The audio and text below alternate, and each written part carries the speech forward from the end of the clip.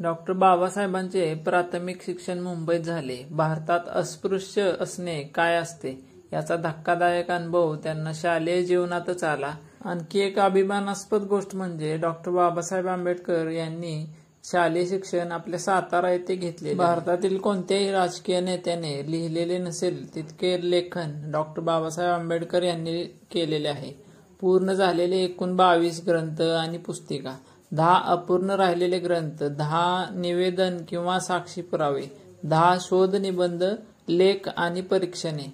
हा एवढा संग्रह आंबेडकरांच्या इंग्रजी लेखनाचा आहे. बाबासाहेबांचा जन्म एका दलित कुटुंबात झाला, पण ते हिंदू धर्माचे पालन करत होते. नंतर त्यांनी बौद्ध धर्म स्वीकारला. ज्यांना अस्पृश्य मानले जात होते, समाजातही भेदभाव केला जात होता, त्या लोकांसाठी त्यांनी बौद्ध धर्म स्वीकारला. आंबेडकर शाळेत जात होते तेव्हा त्यांना व अस्पृश्य मुलांना वेगळे बसवले जात होते.